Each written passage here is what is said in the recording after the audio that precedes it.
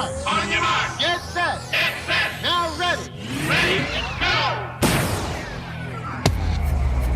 Provocative, engaging, and usually quite a lady. Okay, they're asking for it. Deborah, go.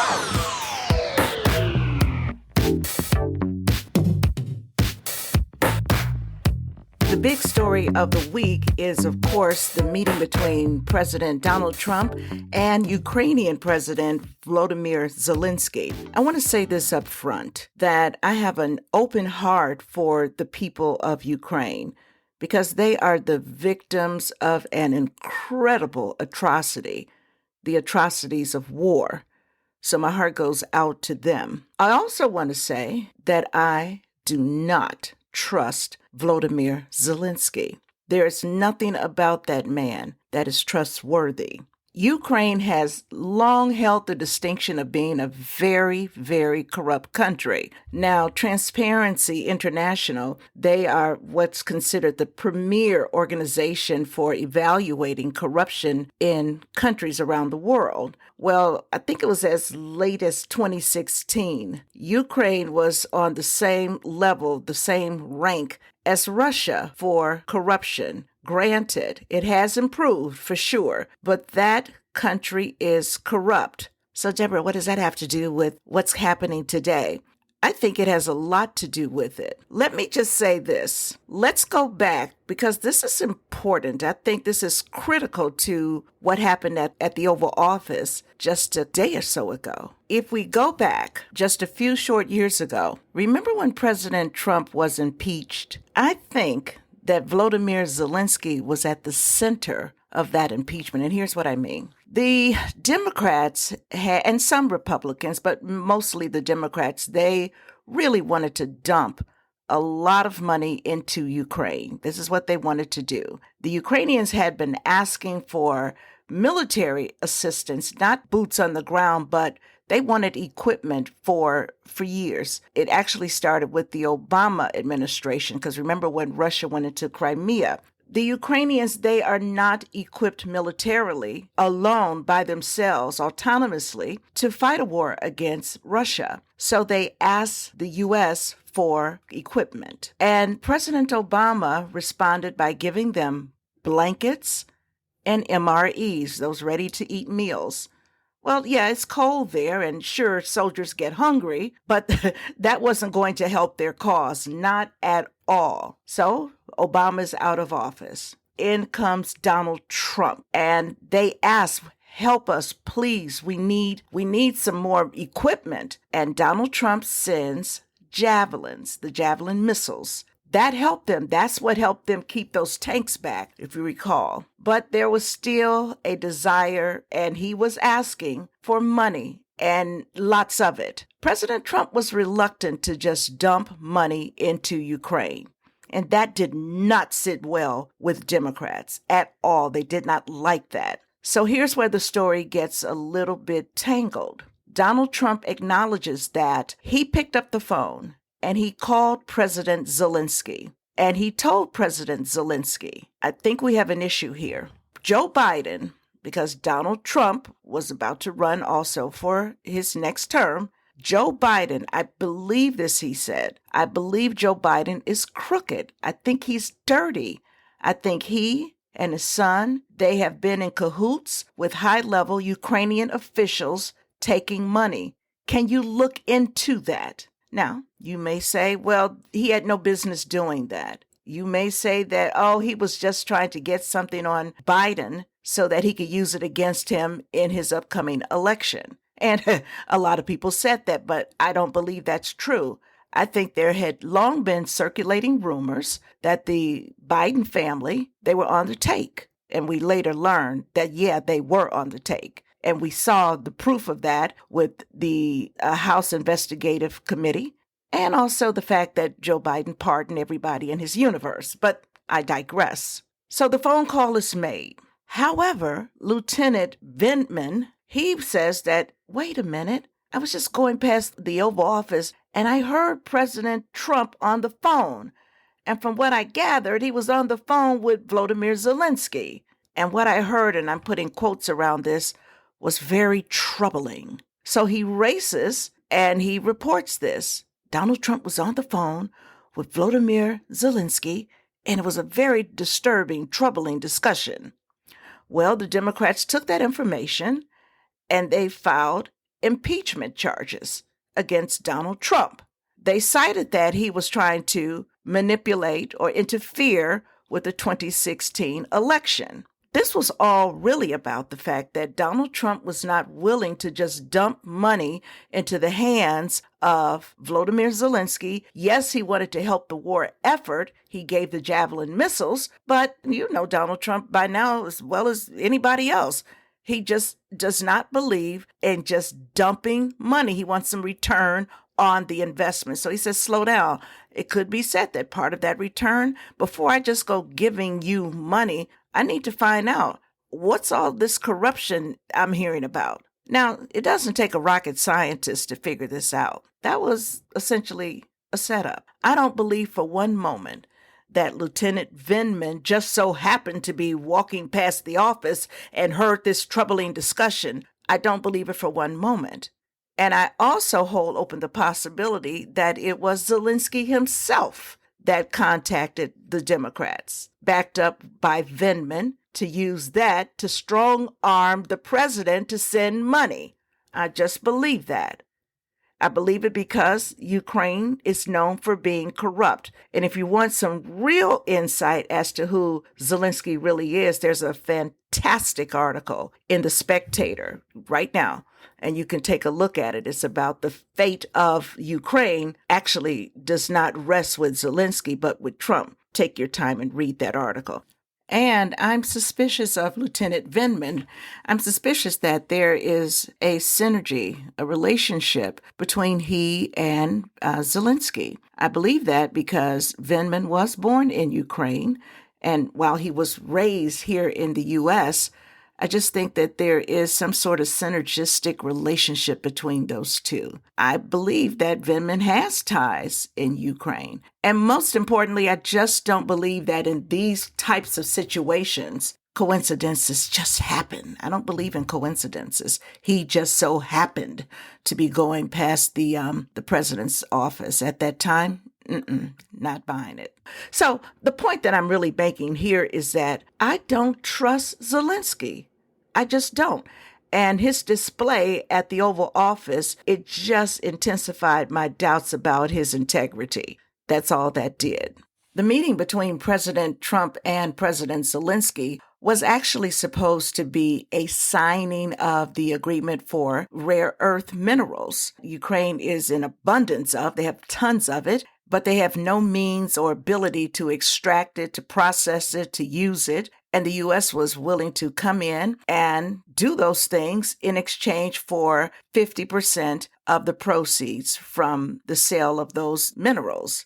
It was not about signing a peace agreement or anything like that, but it turned into an utter fiasco. I want you to take a listen to CNN's Caitlin Collins. She spoke with Secretary of State Mark Rubio. She wanted to know if the secretary disagreed with Zelensky when he said that no, he wasn't going to apologize to the U.S. So do you disagree with that? I do, because you guys only saw the end. You saw what happened today. You don't see all the things that led up to this. So let me explain. The president's been very clear. He campaigned on this. He thinks this war should have never started. He believes, and I agree, that had he been president, it never would have happened. Now here we are. He's trying to bring an end to this conflict. We've explained very clearly what our plan is here, which is we want to get the Russians to a negotiating table. We want to explore whether peace is possible. They understand this. They also understand that this agreement that was supposed to be signed today was supposed to be an agreement that binds America economically to Ukraine, which to me, as I've explained, and I think the president alluded to today, is a security guarantee in its own way, because we're involved. It's now us. It's our interests. That was all explained. That was all understood. And nonetheless, for the last 10 days, in every engagement we've had with the Ukrainians, there's been complications in getting that point across, including the public statements that President Zelensky has made. But they insisted on coming to D.C. This agreement could have been signed 5 days ago, but they insisted on coming to Washington, and there was and should have been a very clear understanding. Don't come here and create a such scenario where you're going to start lecturing us about how diplomacy isn't going to work. President Zelensky took it in that direction, and it ended in a predictable outcome as a result. It's unfortunate. That wasn't supposed to be this way, but that's the path he chose, and I think, frankly, sends his country backwards in regards to achieving peace, which is what President Trump wants at the end of the day, is for this war to end. So clearly the performance that we saw on Friday, and I specifically use the word performance because that's all I think it was a performance on the former actor's behalf. But that was the culmination of events that had been at play for well over a week. This guy had been at it for a week and a half, and it's been reported, and you have heard the secretary just say negotiations had been going on for 10 days. In fact, one published article that I read, it talked about the special envoy to Ukraine, which is General Kellogg. He went there. He negotiated with Zelensky and his team again well over a week and a half before Friday's episode, but did a lot more. He sensed that there were some tensions. His purpose for being there, again, it was not to sign some peace agreement. It really was for the rare minerals agreement. And Zelensky was all on it. He was on board for it. Yeah, they want it. They need it. They need the money. They need the support. In fact, they need the protection, because if we're going to have our people over there, if businesses are going to be there, because they have to set up an infrastructure in order to extract those minerals and process those minerals. So yeah, we would be having a secured environment there. And I think Trump was even talking about that on Friday, but Zelensky did not want to hear that. But back to the general. So he went to Ukraine to get the agreement done. In the midst of the talks, Zelensky's people, they say, well, no, we want to sign it at the White House. And General Kellogg, who is a very sharp man, he sensed that, that might not be a good idea. And they were like, well, we like it. We're going to sign it. We don't want to sign it right now. President Zelensky wants to sign it at the White House, which was not the plans. And according to the article, which you can find at the New York Post, General Kellogg said, I think it best that we table this. In fact, I'm going to suggest to the president, that being Trump, that we table this for now until tensions kind of cool down a bit, which is an indicator that tensions were high. And the tension was he wants to do it in the Oval Office. So General Kellogg, he had to go to Poland, so he leaves. However, the Zelensky's people come racing to the train station.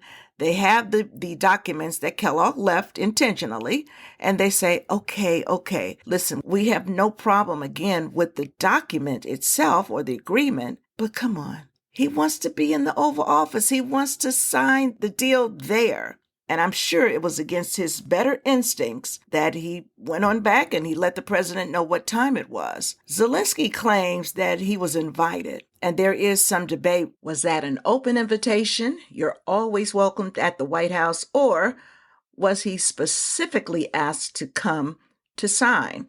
And I'm thinking, based upon what the general said, they just acquiesced because Ukraine was pressuring them to come to the White House.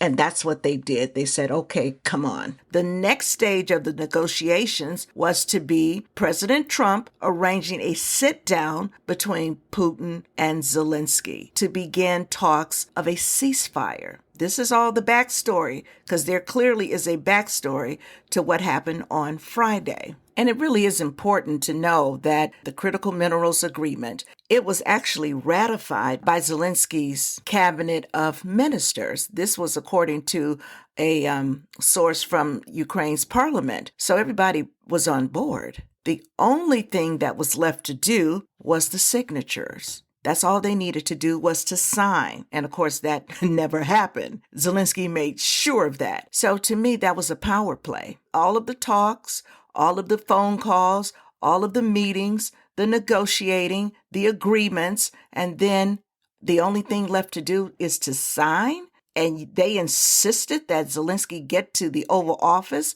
with the media there. That was a setup. That's all that was. That was just a setup. This really should have been done without all of the negative fanfare. Mr. Secretary? There was no need for him to go in there and become antagonistic. Look, this thing went off the rails. You were there, I believe. It went off the rails when he said, let me ask you a question to the vice president. What kind of diplomacy are you talking about? Well, this is a serious thing. I mean, thousands of people have been killed. Thousands. And he talks about all these horrible things that have happened to prisoners of war and children. All true, all bad. This is what we're dealing with here. It needs to come to an end. We are trying to bring it to an end. The way you bring it to an end is you get Russia to the table to talk. And he understands that attacking Putin, no matter how anyone may feel about him personally, forcing the president into a position where you're trying to goad him into attacking Putin, calling him names, maximalist demands about Russia having to pay for the reconstruction, all the sorts of things that you talk about in a negotiation. Well, when you start talking about that aggressively, and the president's a deal maker, he's made deals his entire life, you're not going to get people to the table. And so you start to perceive that maybe Zelensky doesn't want a peace deal. He says he does, but maybe he doesn't. And that active, open undermining of efforts to bring about peace is deeply frustrating for everyone who's been involved in communications with them leading up to today. And I think we should apologize for wasting our time for a meeting that was going to end the way it did. Was it a complete waste of time? Of course, it was a waste of time for the U.S. All of the time we spent with the face-to-face negotiations, the numerous calls, visiting their wounded soldiers. By the way, that was one of the things that some of the reports I've read said that the Ukrainian officials were very, very pleased with.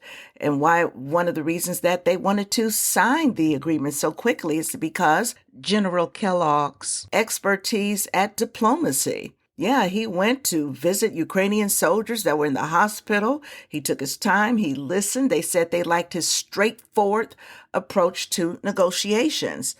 So all of that was a waste of time because Zelensky walks in and he clowns the president. He really does. So all of that effort went down the drain, at least for now. I definitely don't think it's over, but at least for now.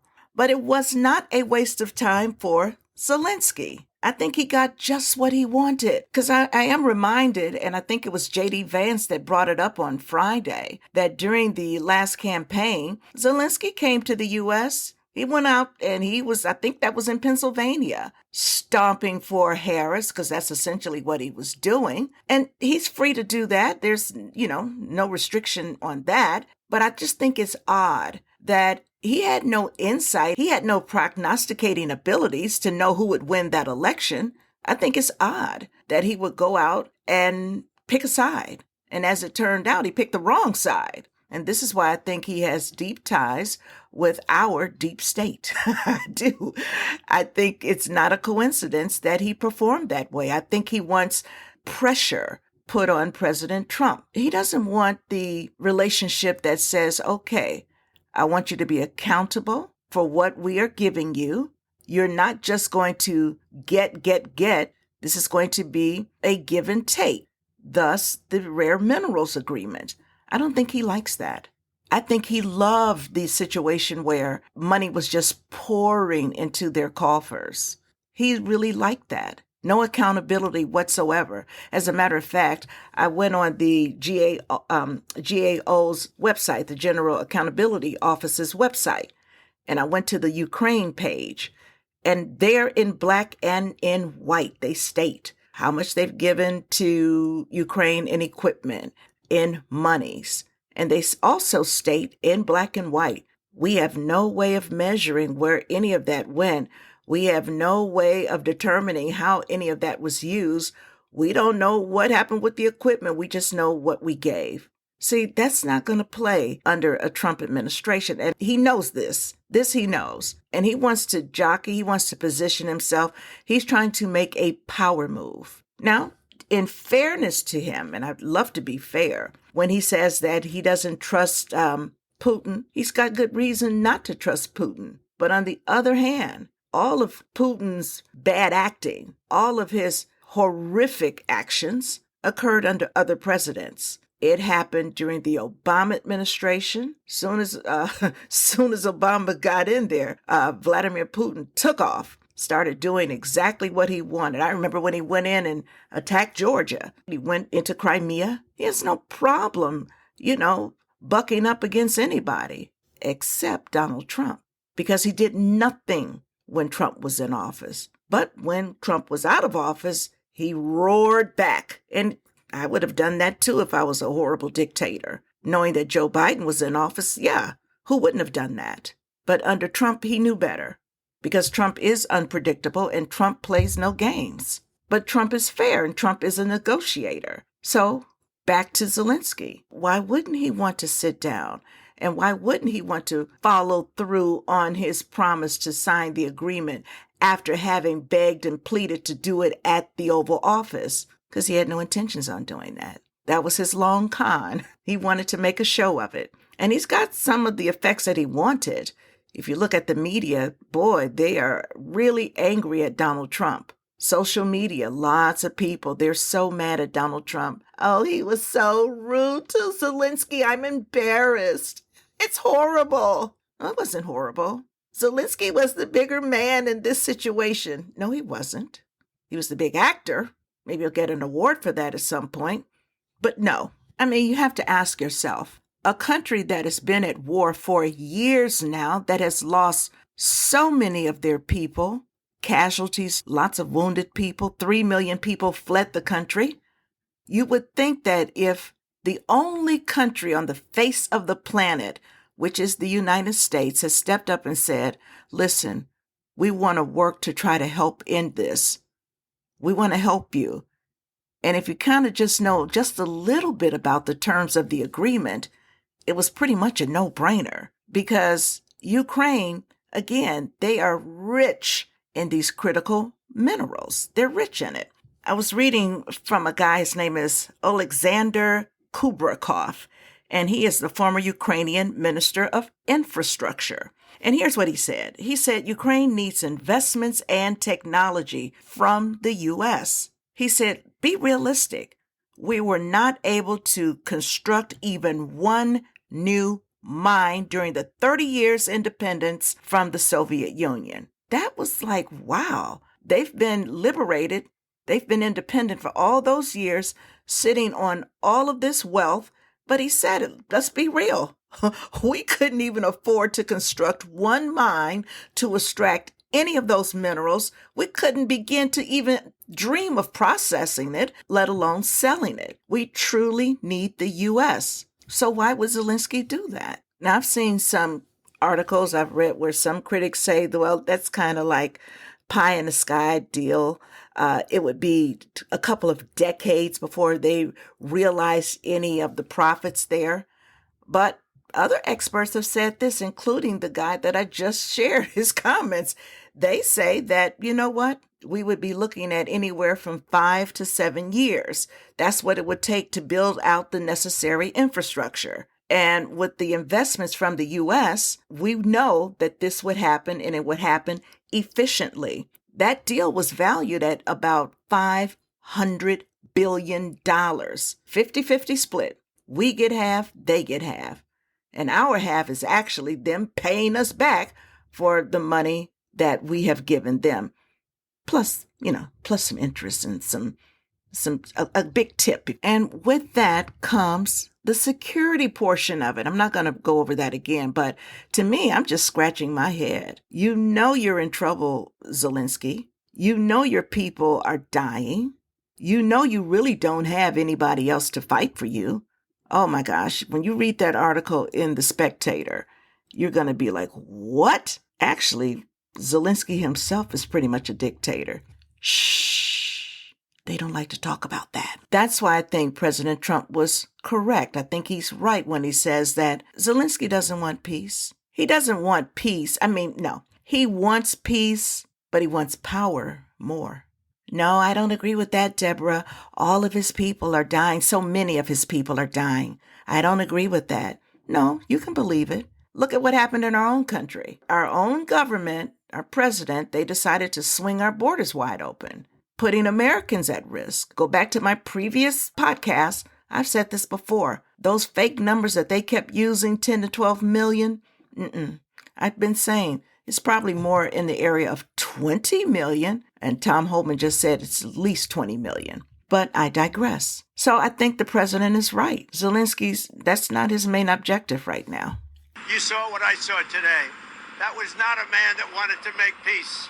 And I'm only interested if he wants to end the bloodshed. Thank you very much, everybody. I thought I'd extend this podcast, and we're done with the talk about Zelensky. But what I haven't done in quite some time is a news roundup. HMPH News.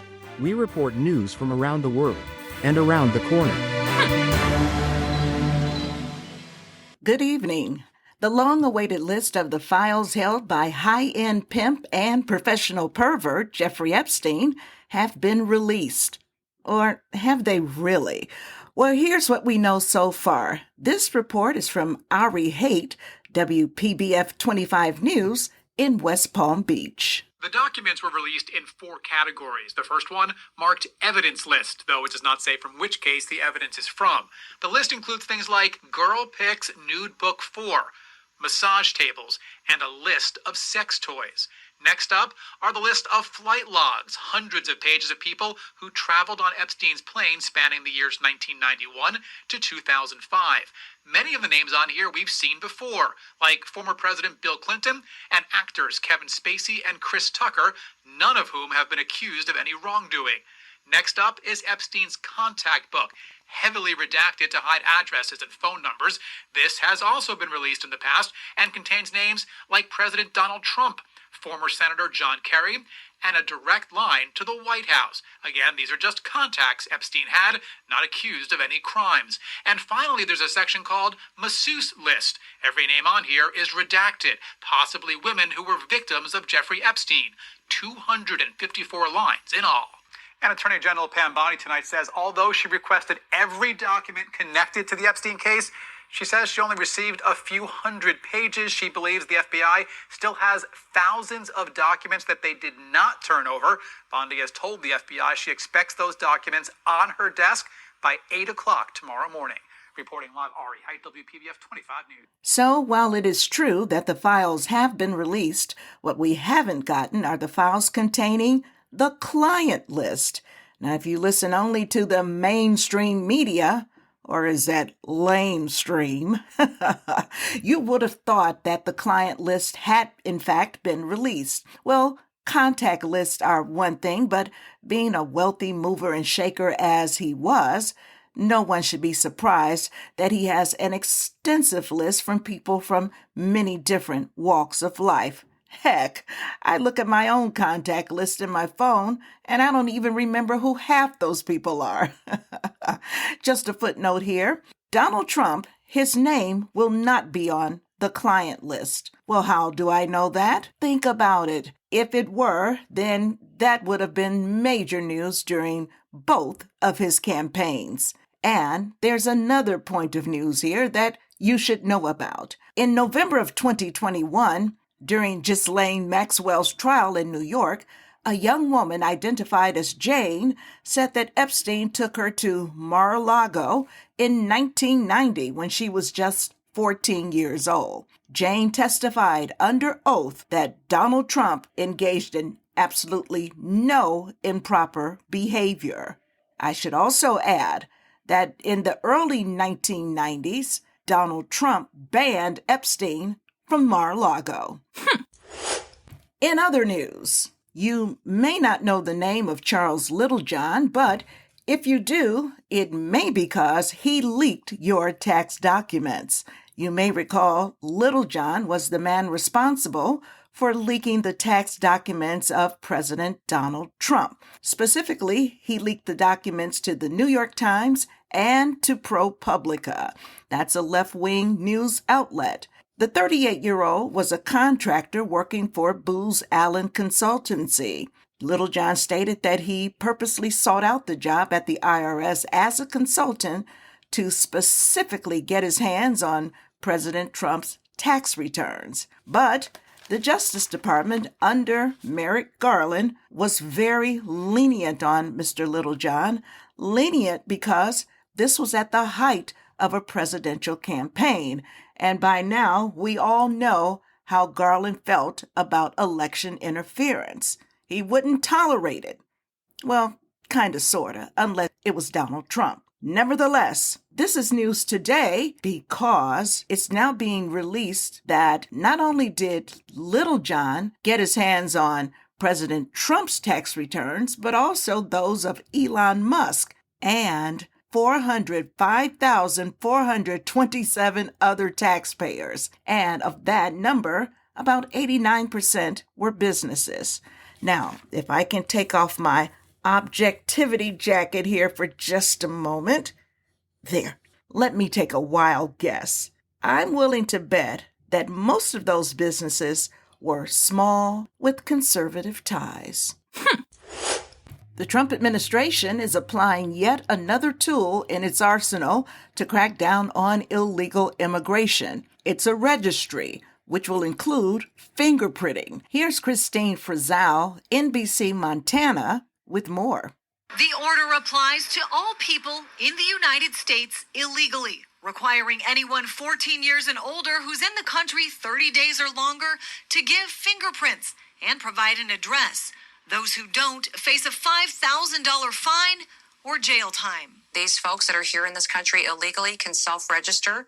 They can avoid the criminal charges. They can avoid the fines, and we will help them go home. The move stems from a 1940 law called the Alien Registration Act and is part of a broader approach critics say will turn civil offenses into criminal ones and is terrorizing communities. Donald Trump's obsession with using every lever of government to target immigrants has undermined our national security and our safety. Still, the crackdown on illegal immigration appears to be having the desired impact, at least along the southern border, where the number of apprehensions has plummeted, including this past Saturday, with just 200, the lowest number in a single day in more than 15 years.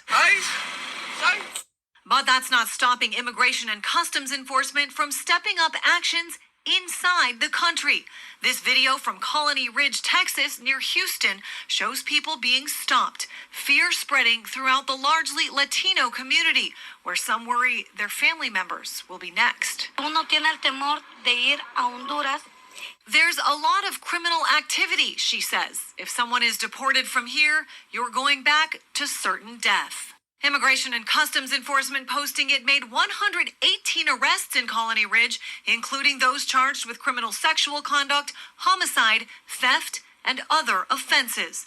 The largest enforcement action there, with more expected in the weeks to come.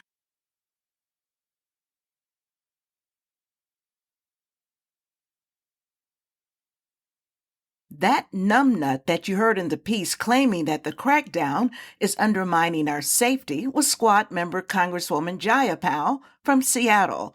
For her and the other pro-illegal immigrationists, they don't want any action taken to secure the borders. They do not want an accurate account of who has broken our immigration laws or who has entered our country. These people, they are the so-called resistance. But the fact of the matter is, their commitment to protecting illegals, it is not a fight against Trump. Not really. And if I can stop reading the teleprompter, let me for a moment read between the lines. This is a fight against you. It's a rebuke of our values, standards, and security. And finally, it was very sad news to learn that Gene Hackman, one of my all-time favorite actors, died. Gene, along with his wife and one of his animals, was found dead in his home. A search warrant affidavit obtained by Fox News Digital revealed that Hackman's wife was found decomposed. And I want to preface this by saying what I'm about to share is disturbing to possibly some of you. She was found decomposing with bloating on her face and mummification in her hands and feet. Hackman was also found to have the same signs of decomposition as his wife. Detectives believe that the circumstances surrounding the death of Hackman and his wife are suspicious enough in nature to require a thorough search and investigation.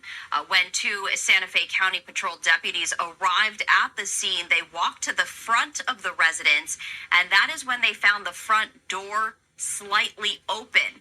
They did not observe any signs of forced entry into the home.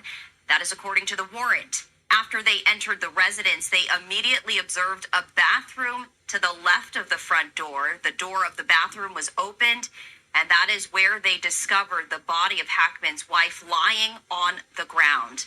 An orange prescription bottle was also found near her body, and the bottle appeared open with pills scattered on the countertop. Police said that she showed obvious signs of death, body decomposition, bloating in her face, and mummification in both hands and feet. A deceased dog was also found near her body in a closet of the bathroom, but two healthy dogs were also found on the property, one running loose and the other seen near Hackman's wife's body. The warrant stated that there were, quote, no obvious signs of a gas leak, and that was an earlier conjecture that perhaps they passed away from carbon monoxide poisoning. Now, Santa Fe County Sheriff Mendoza confirmed with Fox News Digital separately that the gas company and fire department additionally responded to make sure there were no toxic fumes that would endanger the deputies during their search. And the New Mexico Gas Company is working with the Santa Fe County Sheriff's Department in this investigation. During their initial investigation, the sheriff did not discover any visible trauma on Hackman or his wife, and said they could have been victims of a double homicide, suicide, accidental death, or natural causes. Hackman was 95 years old at the time of his death, his wife 63. The office confirmed that the cause of death has not been determined as of yet, and the investigation is still ongoing. That report was from Fox News Digital. It's really a mystery. It's a mystery where answers won't be had for maybe weeks, if not months to come. No signs of forced entry, no signs of trauma. Now they have confirmed there was no leak of CO2. So again, it is a mystery, but what is not a mystery is that Gene Hackman, he delivered years of joy, pleasure, and wonderful entertainment to millions upon millions of loyal fans, and he made new fans, and I cannot even fathom a bad performance from Gene Hackman. He had the ability to take an average movie and deliver such a high-quality performance that movie would become a favorite. That happened to me, and I don't even know how this one particular movie that I really liked, The Package, with Joanna Cassidy. I don't know how that movie rates. I don't think it was a top movie, but boy, did that guy deliver a performance. I loved him. I loved him in Unforgiven. I loved him in The Quick and the Dead with Sharon Stone. Of course, Bonnie and Clyde and other movies. God rest his soul. And, you know, there are good actors and there are great actors. And Gene Hackman, he was a great among the greats. Well, that wraps up today's news roundup. I want to thank you so much for listening. I'm Dee Rowe, and this is HMPH. And I'm Deborah Rowe, podcaster. I want to say thank you so much for listening today, and I am inviting you to subscribe to my podcast. Get over to buzzsprout.com. I'm on all the social sites at Deborah Rowe's Podcast, so I want you to like, follow, subscribe, download, do all the things. Help me to grow my podcast.